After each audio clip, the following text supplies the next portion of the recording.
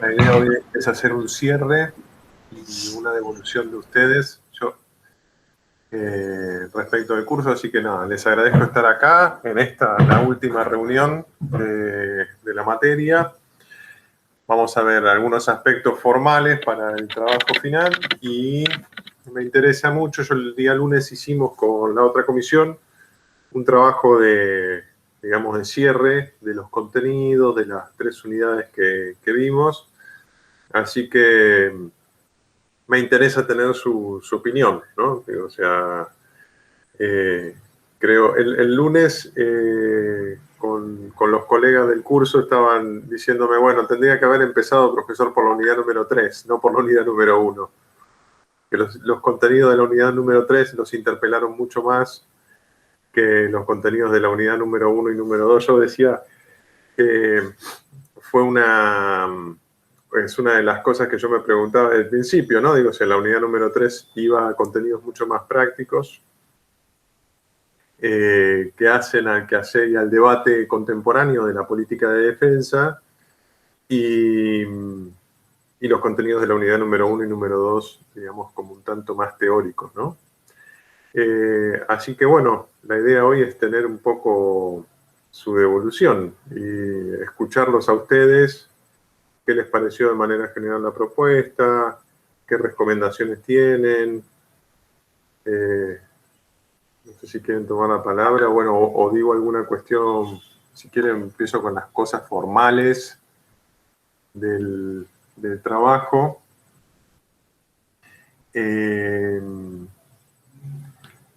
Así van pensando y van disparando alguna idea.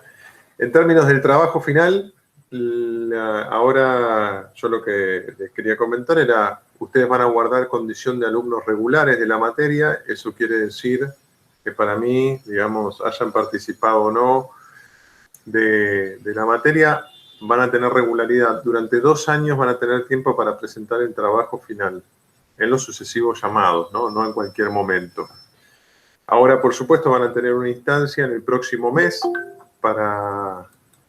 en el próximo mes va a estar abierto un espacio en la plataforma en la cual ustedes van a poder entregar el trabajo y luego, sucesivamente, en los meses de febrero, lo que normalmente en las universidades son los turnos de febrero, julio y diciembre, van a poder entregar el trabajo si no lo entregan ahora.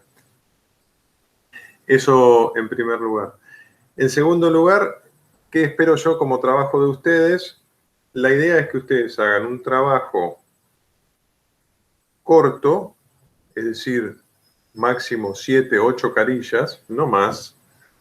No voy a poner el acento sobre el estado del arte. Lo que espero de ustedes es una devolución de la bibliografía indicando qué cuestiones fue un aporte para ustedes, qué cuestiones, digamos, merecen de ustedes una crítica, con cuáles están de acuerdo, cuáles no están de acuerdo, qué los invitó a pensar, en términos de estas 3 temáticas que hemos desarrollado en la materia, que tienen que ver con la política de defensa, el Estado y el desarrollo, como grandes ejes que entiendo yo hacen a pensar la defensa nacional en el contexto sudamericano.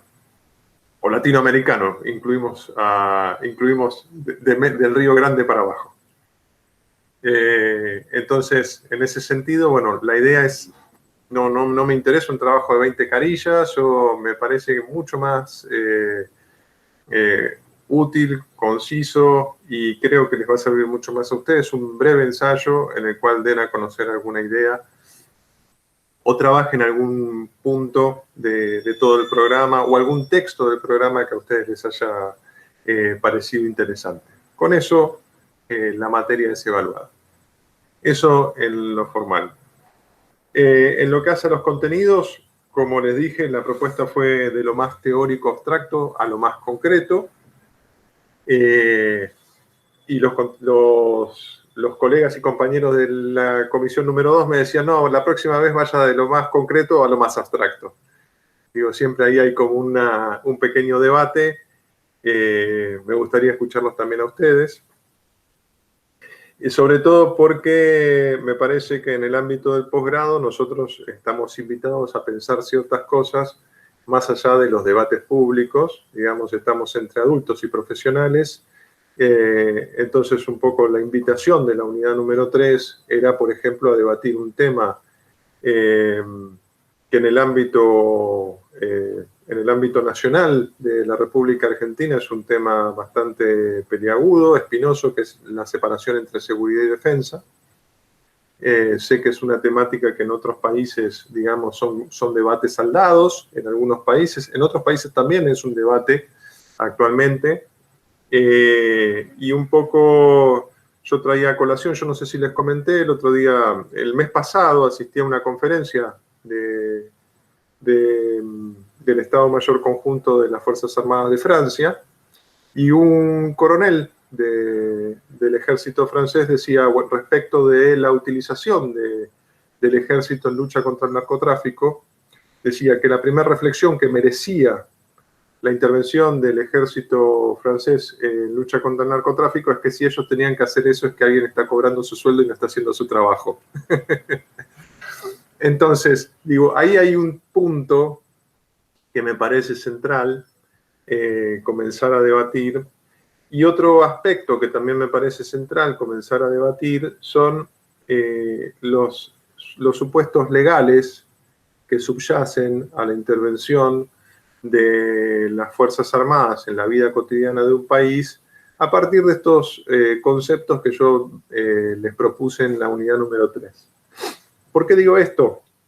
Porque ustedes, si pudieron ver la entrevista de Giorgio Agamben, la clase, pues es una clase que da Giorgio Agamben, habrán visto, bueno, la cuestión del estado de excepción, que me parece un disparador muy interesante, puesto que el arqueotipo del estado de excepción es la ley marcial. Y la ley marcial hace al ejercicio y a la utilización del instrumento militar por parte de los resortes constitucionales. Digo, o sea, el estado de excepción presenta una particularidad que es un interregno que tiene que estar balizado temporalmente, situado territorialmente, en el cual supone una suspensión de los principios básicos del derecho liberal a partir de ese estado de excepción. La particularidad, señala Giorgio Agamben, en el último tiempo, década del 90, 2000, y 2010 y la actualidad, es que los estados de excepción se están sucediendo unos a otros y nos encontramos en una situación en la cual excepción y emergencia devienen la situación imperante y no justamente un interregno situado espacial y temporalmente. Esta particularidad es una particularidad de nuestra época y que hace específicamente a la utilización del instrumento militar y al diseño de la política de defensa. Porque decíamos con los colegas de la comisión número 2 el día lunes, es la situación de crisis y la situación de emergencia aquella que hace repensar las capacidades y el diseño y la planificación de la política, las capacidades del instrumento militar y la planificación del instrumento de la política de defensa. Entonces digo, ahí hay un elemento actual, muy actual, que supone pensar la política de defensa desde un desafío contemporáneo. Al principio de la materia yo decía, también en la otra comisión, un colega de la otra comisión decía, bueno, pero ¿por qué no vemos los contractualistas? Y yo decía, porque el contractualismo justamente está en las antípodas del estado de excepción. El contractualismo lo que explica es el deber ser de una constitución nacional republicana y liberal, tal cual nosotros la entendemos, en el espacio, lo que podríamos denominar el espacio civilizatorio atlántico, entendiendo como espacio civilizatorio atlántico todo lo que supone en términos de intercambio comercial, cultural y político-económico, el norte del Atlántico y el sur del Atlántico. Hay varios autores que dicen que ese espacio generó cierto tipo de instituciones que son, por ejemplo, las repúblicas, por ejemplo, ideas culturales y políticas comunes de uno y otro lado del Atlántico, y el contractualismo da cuenta de la normalidad que supone ese andamiaje institucional liberal republicano, por lo menos en sus acuerdos mínimos, ¿no? Luego hay diferencias. Y el estado de excepción y crisis justamente da cuenta de una situación particular que se extiende en el tiempo. Y que supone un no derecho, pero a su vez es un estado de derecho. Digo, hay ahí una paradoja para pensar, y hay casos concretos en los cuales uno ya puede comenzar a aplicar esto. No sé si lo mencioné en esta comisión o en la otra. El año pasado defendió la tesis un coronel retirado del ejército de Ecuador, y uno de los puntos sobre los cuales versó su tesis fue sobre la acción del ejército ecuatoriano en el marco del Comando Norte. Es un comando conjunto de las Fuerzas Armadas ecuatorianas que se encarga del espacio territorial lindero con la Armada República de Colombia. Y decía él que en la nueva Constitución ecuatoriana, en el artículo creo que es el 148 y el 154, si me repito, díganme, ¿esto se los comenté o no se los comenté? Ok. En el artículo 148 y 154, creo que son esos dos, y si me equivoco, bueno, después lo reviso y en todo caso, si hay un error, se los aclaro. Se dan ciertas atribuciones y ciertas responsabilidades a las Fuerzas Armadas del Ecuador que tienen que ver con el resguardo de la integridad territorial y, dice el artículo, la seguridad ciudadana. Esta cuestión no es menor, y decía él, en el marco del despliegue del instrumento militar en ese espacio territorial se da ley marcial. Y hay una situación de emergencia que tiene que ver con el desplazamiento de población civil y la actuación de grupos armados no regulares, dice él. En ese contexto, que es un contexto de emergencia y que es un contexto de excepción, se les aplican los principios a los oficiales del ejército ecuatoriano, se les aplican los principios del Estado de Derecho. Y acá vemos un caso concreto de paradoja respecto de la cuestión del estado de excepción, la utilización del instrumento militar, una acción concreta en espacio y tiempo, pero que se extiende, digamos. Lo que él señala es que el desplazamiento migratorio en esa frontera genera una situación en la cual se ven tensionados, decía él en la defensa de su trabajo, los oficiales y suboficiales del ejército ecuatoriano respecto de su acción. Porque por un lado debían controlar el territorio y por otro lado debían respetar la seguridad, la integridad física y de las personas, y allí había decía él, un problema en términos jurídicos para ellos. Estimo yo, en todo caso, que el caso puede ser similar al que se debe presentar en México. Eso en todo caso, Alfredo, si quiere, puede luego versar su trabajo sobre alguna de estas temáticas, porque allí hay un punto en el cual nosotros estamos pensando ya situaciones de emergencia particulares a nuestra región, que tienen que ver con desplazamiento de población, que tienen que ver con, lo mencioné a Alfredo y se desconectó, que tienen que ver con bastantes cuestiones que hoy en día hacen a pensar la política de defensa.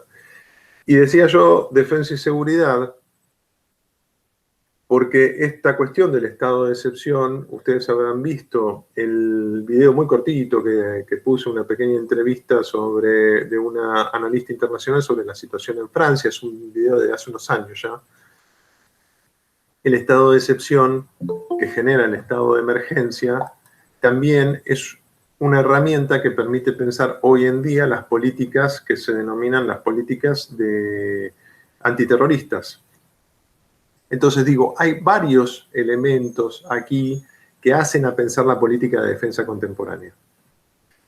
Y decía yo, esto guarda relación, y un poco la propuesta de hoy es explorar de manera conjunta las tres unidades, guardan una particular, digamos, me parece a mí un particular interés en el contexto regional sudamericano, en el cual los estados sudamericanos son estados que, como decía un sociólogo alemán que se radicó luego en Chile, ya fallecido, que se llamaba Norbert Lechner, los estados sudamericanos son estados con zonas grises, decía él. Hay zonas de los estados sudamericanos que son zonas de baja estatalidad. Esas zonas de baja estatalidad son zonas con lógicas políticas que les son propias, en las cuales, en todo caso, pensándolo con los contenidos de la unidad número 2, lo que podemos pensar es que la interrelación entre el centro político, pensando en términos de centros y periferias, los propios estados sudamericanos, los centros políticos de nuestros estados guardan una relación distante con esas periferias. ¿Sí? Si nosotros pensamos en términos de centros y periferias, por ejemplo, los estados centrales en el sistema mundial, pensemos en los estados en Estados Unidos, los estados de Estados Unidos, Canadá, por ejemplo, en el caso americano, pensemos en los estados de Europa Occidental, pensemos en Japón, son estados en los cuales el centro político-cultural tiene el mismo tipo de relación con todas sus periferias. No hay prácticamente periferia estatal del territorio de un estado, quiero decir, ¿no? En el cual no haya presencia del centro político en términos de diseño de los aparatos burocráticos, sistematización de los procesos y lógicas de reproducción del poder. Sin embargo, en nuestro subcontinente, ¿sí?, hay espacios en los cuales el centro político, digamos, Buenos Aires no llega, dice el dicho en Argentina, Dios atiende en Buenos Aires. El dicho de Dios atiende en Buenos Aires también puede ser interpretado como el centro político está en Buenos Aires y no siempre llega a todos los lugares. Aquellos lugares que supuestamente son olvidados, la bibliografía de la unidad 2 lo que invita a pensar es que guardan lógicas de reproducción de relaciones de poder que les son propias. ¿Qué quiero decir con esto? Hay subsistemas en los cuales las lógicas de poder son propias e intrínsecas a ese territorio y la injerencia del poder central sobre ese territorio es nula o mínima. Pensemos un caso concreto de la República Argentina, que puede ser la provincia de Santiago del Estero durante el gobierno de Juárez. Para los colegas de la comisión, digamos, es un tema muy poco explorado, hay muy pocos trabajos respecto del gobierno de Juárez, y Juárez, para los colegas de México y de Brasil, Juárez fue un gobernador en la provincia de Santiago del Estero que estuvo en el poder, si no me equivoco, durante 40 años. ¿Sí? Sucedieron los gobiernos civiles y militares y siempre tuvo injerencia en la provincia de Santiago del Estero. Santiago del Estero tiene una particularidad, que Santiago del Estero es una provincia de las primeras provincias de la República Argentina. Digamos, las poblaciones de La Banda, la población de Santiago, son poblaciones de la época de la colonia española. O sea, no estamos hablando de un territorio que en el proceso de dispersión territorial del gobierno central argentino, bueno, como el territorio de La Pampa, el territorio del Chaco, el territorio de Santa Cruz, el territorio de Chubut, Tierra del Fuego.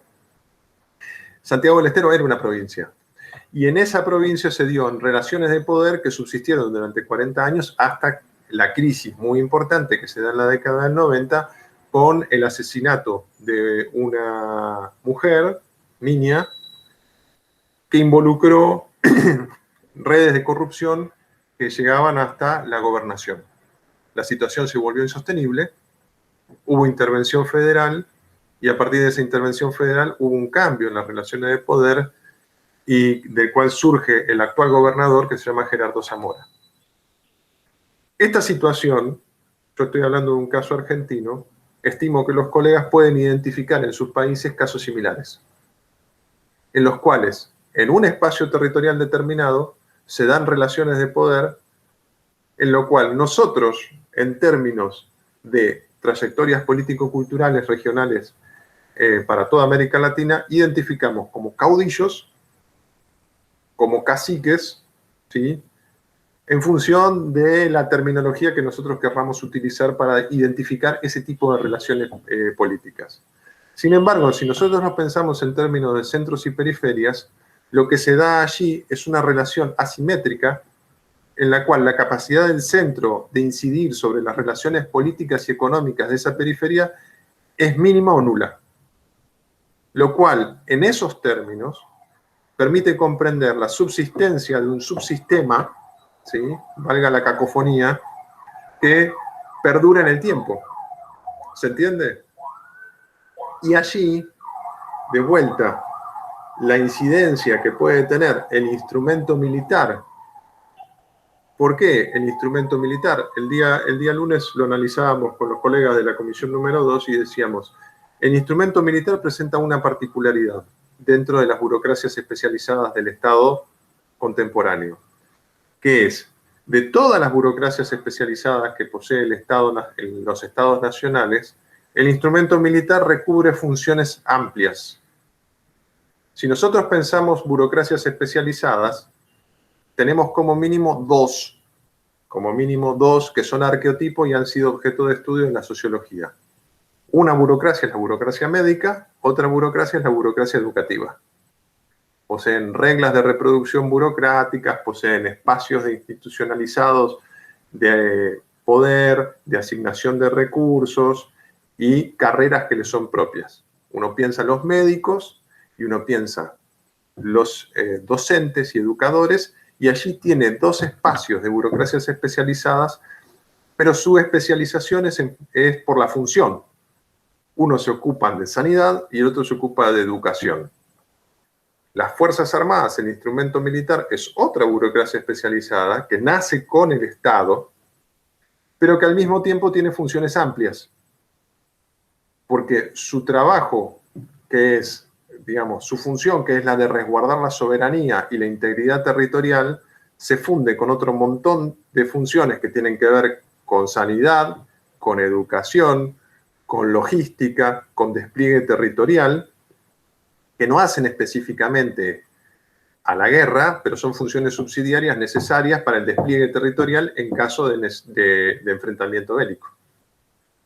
Y es allí donde, como burocracia especializada, interviene, ¿sí? Y esto se puede ver, el otro día decía un colega de la comisión número 2, decía, yo soy de Jujuy, en el norte de Jujuy lo único que llega es el ejército argentino. Para armar una escuela, otro colega de Perú decía, en el fondo de la selva amazónica peruana, lo único que llega es el ejército peruano para repartir medicamentos, con un helicóptero para trasladar enfermos, digamos, y eso tiene que ver con un repliegue en las capacidades estatales en los estados sudamericanos, en los cuales de todas las burocracias especializadas, la única que todavía guarda cierto nivel para abarcar todo el territorio sigue siendo el instrumento militar. Y eso hoy, en el marco de la crisis del COVID, se ve claramente. ¿Sí? Pensemos en el caso argentino, los dos espacios burocráticos, digamos, dos institutos burocráticos que tenían capacidad de despliegue territorial total, como puede ser el correo o el ferrocarril, hoy no están. Digo, si nosotros tuviéramos estafetas postales efectivamente diseminadas sobre la totalidad del territorio, es muy probable, y eso mezclado con el ferrocarril, es muy probable que un plan de vacunación nacional se haya podido realizar por otra vía que no sea a través del instrumento militar. Sin embargo, la logística necesaria en este caso no existe. En una situación de crisis se repiensa el rol del instrumento militar. Por eso me parece a mí que la crisis, la emergencia, permiten pensar y repensar situaciones que hacen, digamos, a la política de defensa y a las capacidades del instrumento militar. Pero no porque las funciones secundarias sean las principales, sino porque hay una necesidad de pensar las capacidades estatales. Y como siempre decimos, el sistema de defensa nacional, en el caso argentino, pero entiendo que en el resto de los países es similar, el sistema de defensa nacional es en sí un subsistema dentro del Estado, que tiene todas las funciones que guardan el resto de los ministerios civiles. ¿Sí? Si uno piensa en el sistema de defensa en la República Argentina, uno puede encontrar, como decía recién, funciones de salud. Pensemos, hoy el Ministerio de Salud de la Nación tiene un único hospital modelo, que es el Hospital Posadas. Sin embargo, si uno va al Ministerio de Defensa, el Ministerio de Defensa argentino tiene 27 hospitales. Entonces, un ministerio tiene diseminado 27 hospitales, tiene su propia burocracia médica, su dispositivo para abarcar todo el territorio, algo que no tiene el Ministerio de Salud de Nación, que tiene que concertar esto con las provincias. Pensemos en el sistema de investigación. El CITEDEF es un sistema paralelo de investigación destinado únicamente al sistema de defensa. El sistema público es el CONICET. ¿Sí? Digo en términos civiles, ¿no? ¿Se entiende esto? Entonces digo, hay varias funciones que el subsistema de defensa le son propias, ¿sí? Guardan correlación con las funciones que tienen otros ministerios, pero su utilización es en función del instrumento militar y la política de defensa. Ahora, cuando uno piensa en contexto de crisis y emergencia, la política de defensa no es solo la misión principal, sino que son las misiones secundarias las que comienzan a guardar relevancia. Había un artículo hoy que estaba viendo sobre una nueva directiva en los Estados Unidos respecto de cuáles son las funciones secundarias de las Fuerzas Armadas norteamericanas y repensar esto en función de, digamos, del contexto actual. Y para los colegas de profesión militar, habrán visto que logística ya se está convirtiendo en los Estados Unidos en un arma aparte. No sé si ustedes han visto que hay una tendencia en términos de doctrina, ¿sí?, de articular algo que era una función secundaria en la necesidad de sistematizarlo como en un espacio propio que le brinde el servicio de logística a todas las armas. Entonces, en este sentido, digamos, la propuesta ha sido pensar los conceptos que acá les estoy comentando y desde el punto de vista teórico entra en la unidad número 1, porque acá de lo que se está tratando es ver la política en este contexto. Y por eso la propuesta de investigar, de ver y de leer a Carl Schmitt. Porque Carl Schmitt es un pensador de la crisis, es un pensador de una estatalidad frágil, ¿sí? Recuerden que yo les dije que pensemos en el contexto de producción de la obra intelectual. Carl Schmitt piensa en la República de Weimar, piensa en una Alemania luego de la Primera Guerra Mundial, piensa desde una política cultural, decía yo, es un pensador propio del catolicismo conservador bávaro, y desde ese lugar hace una propuesta teórica que funda en parte la teoría de las relaciones internacionales realista con Hans Morgenthau. Digo, entonces, estos elementos se combinan y son los que yo les propongo indagar para pensar la política de defensa hoy.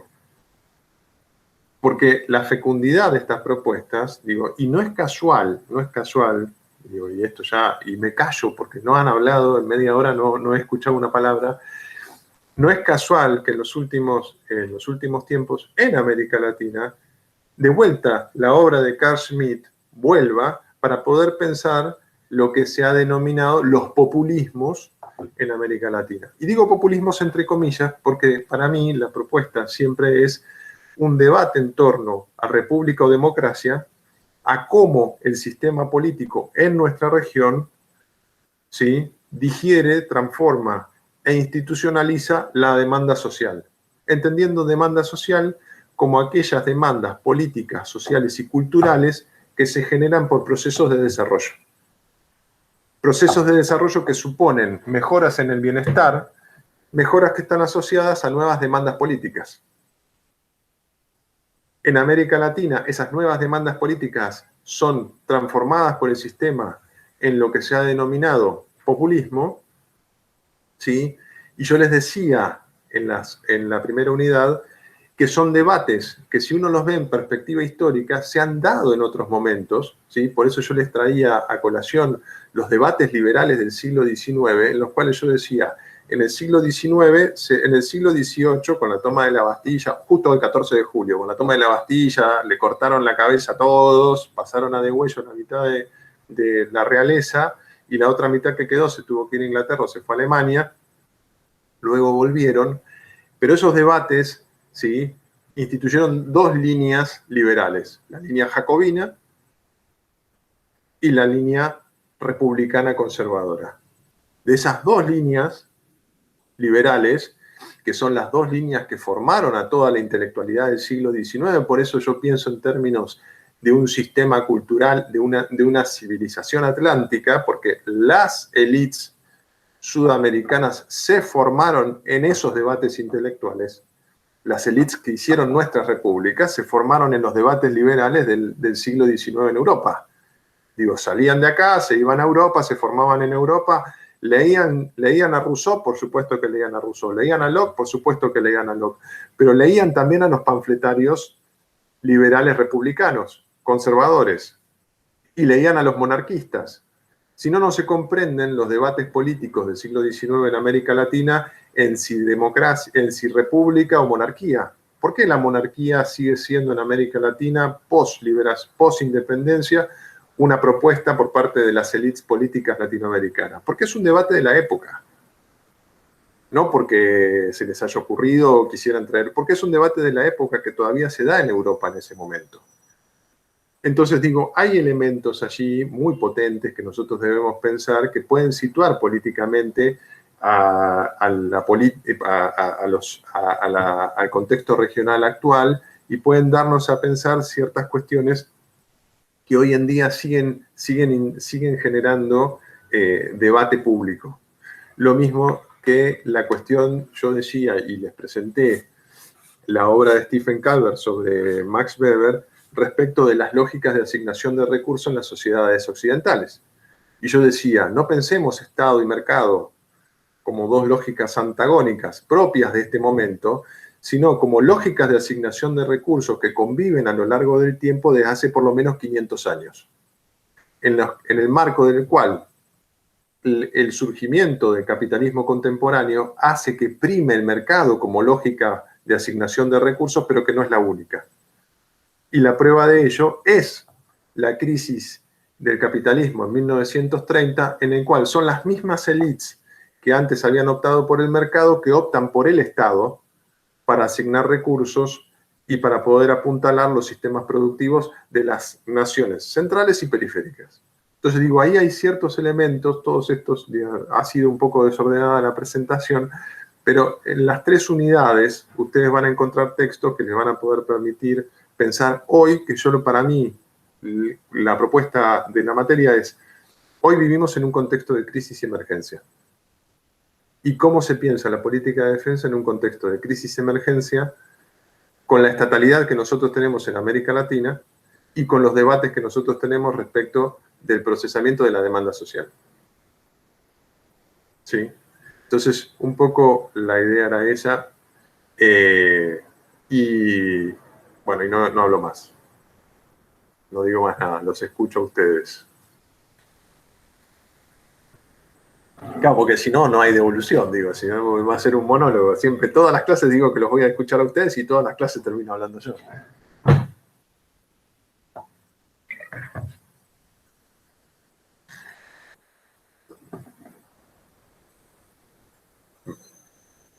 Qué silencio. Bueno, no, me pareció muy interesante lo que comentabas, que se reproducen todas las áreas de un Estado dentro de las Fuerzas Armadas. Es absolutamente cierto. Yo personalmente trabajo en Cancillería, porque estoy en asuntos internacionales.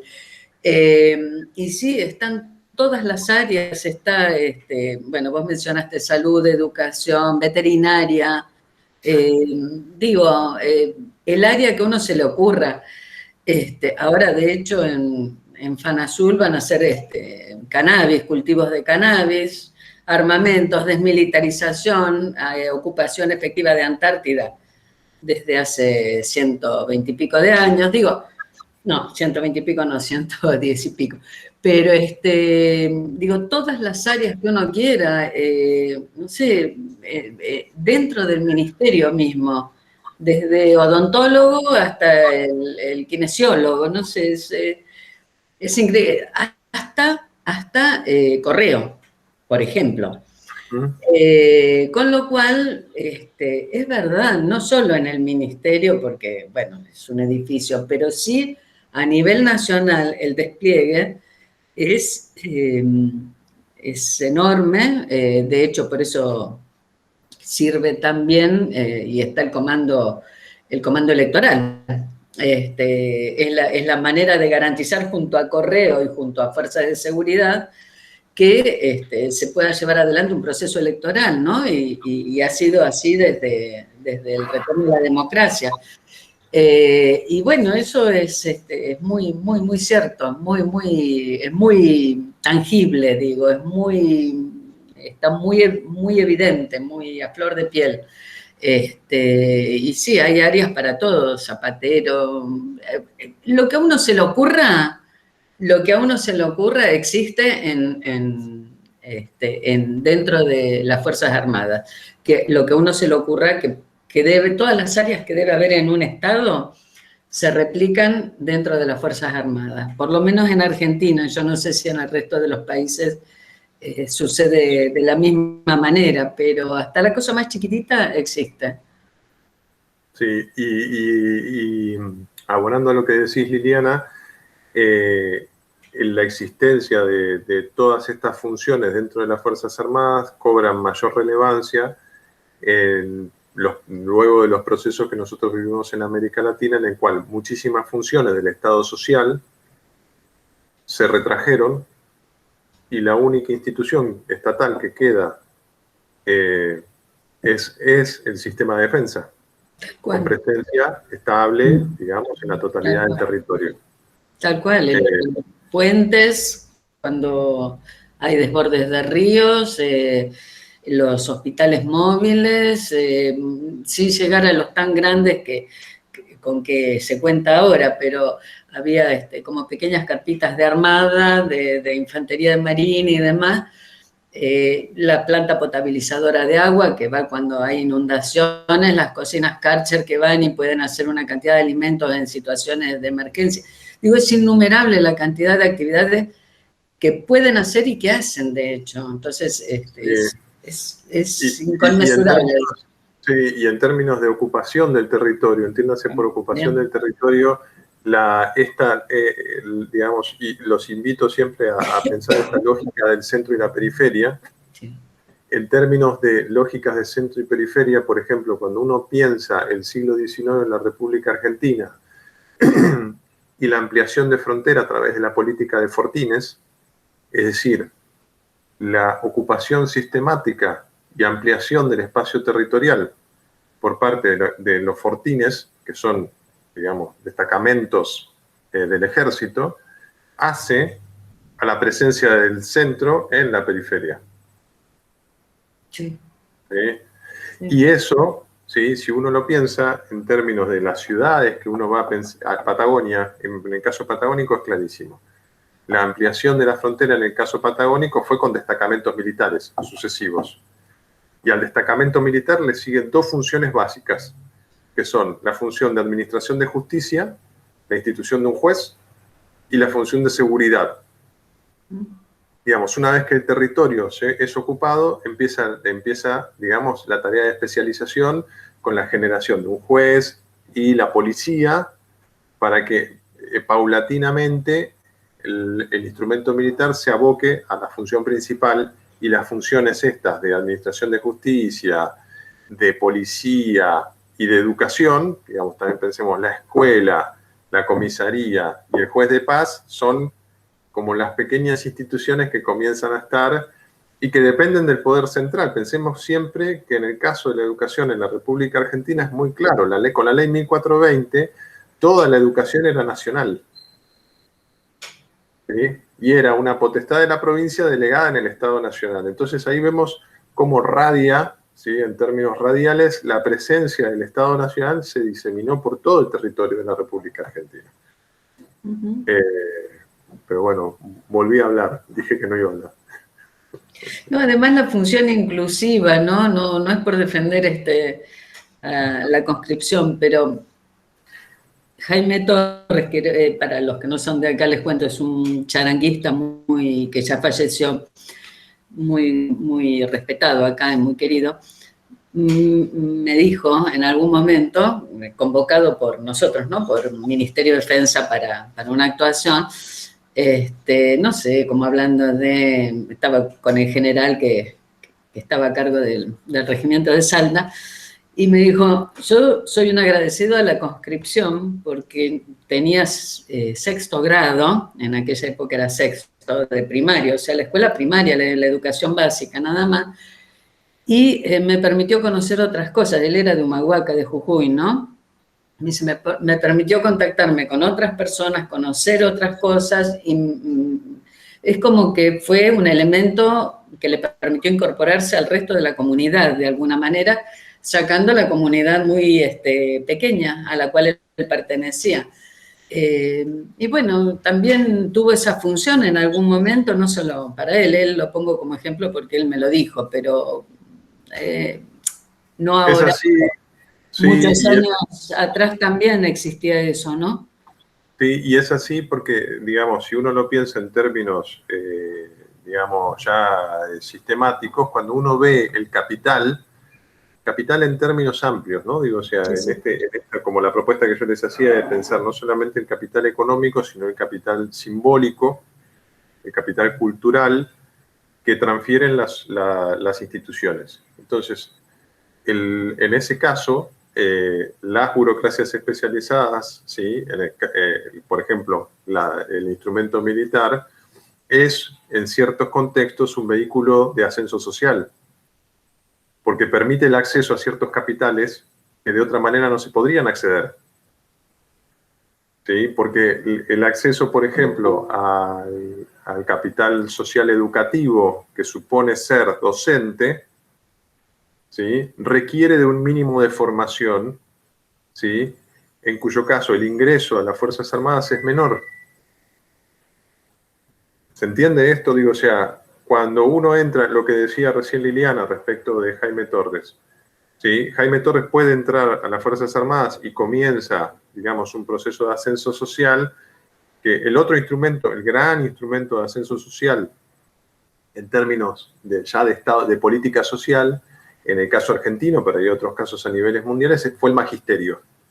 El magisterio permitió el acceso a un capital social simbólico muy importante, que era devenir maestro o maestra de primaria, que era la otra institución, cuando yo señalaba recién, que es el juzgado, la policía y la educación. Y a eso le podemos sumar el hospital, digamos. Pertenecer al hospital, ser médico, requiere un capital social muy alto. Pertenecer a la justicia requiere un capital social muy alto, son resortes de poder muy importantes que se controlan desde el centro. Ahora, pertenecer al ámbito de la educación o la administración de seguridad requiere un capital mucho menor y al mismo tiempo es mucho más factible ascender socialmente a través de ese resorte en el ámbito local. Y a su vez, cuando uno los piensa en términos de relaciones de centro-periferia, esas instituciones irradian cultura del centro en la periferia, pero al mismo tiempo dan conocimiento al centro de las relaciones políticas y culturales propias de la periferia. ¿Sí? Entonces, en ese sentido, pensarlo de esta forma sistémica también permite comprender cuál es el interés, por ejemplo, de entrar en las Fuerzas Armadas. Como decía también el jujeño que estaba en la comisión número 2 el lunes, decía, yo quise entrar 3 veces al ejército y no pude. ¿No?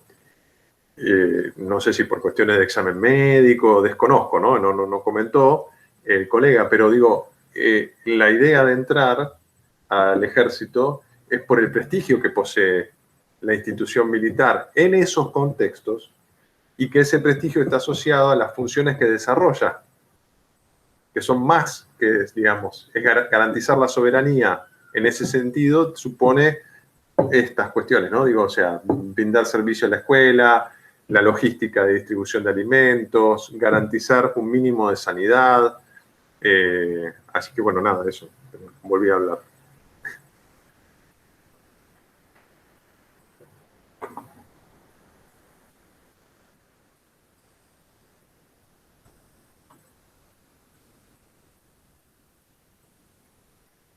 Bueno, yo no sé si tienen dudas o consultas respecto del trabajo final. El trabajo final va a estar abierto en la plataforma. Ustedes van a poder ahí acceder ahí a la entrega. Recuerden esto, digamos, los plazos los tienen abiertos. En la segunda parte del año les comento, no lo comenté el lunes porque lo estuvimos trabajando el mismo lunes y ayer con el decano. Van a tener novedades respecto de las 180 horas optativas, así que van a tener ahí como... Van a tener, les aviso que van a tener menos cursada en la segunda parte del año, así que van a tener más tiempo libre para redactar o para participar de actividades, así que es primicia. Y sepan que tienen el tiempo para poder trabajar su producción escrita para la materia durante más de un mes, ¿no? Así que nada, yo los aguardo y los invito a desarrollar los contenidos. No sé si tienen alguna duda o consulta más, alguna sugerencia, si no, por vía mensajería, ustedes siempre saben que me pueden enviar alguna sugerencia. Yo voy a dejar un foro abierto. Como le dije el día lunes a los compañeros de la otra comisión, las críticas son bienvenidas. A mí piensen que el cuatrimestre, el próximo año va a haber gente sentada en el lugar de ustedes cursando la misma materia, así que lo que ustedes critiquen de la materia y propongan como mejora va a mejorar la situación de los futuros cursantes. Así que les agradezco todo comentario que me puedan hacer llegar y que quieran para mejorar la materia. Y la maestría en general, porque yo también soy director de la maestría, así que si tienen algún comentario sobre la maestría también es bienvenido. Bueno, les agradezco mucho haber estado acá y bueno, esto ahora vamos a detener la grabación, lo voy a estar subiendo a la plataforma para los compañeros que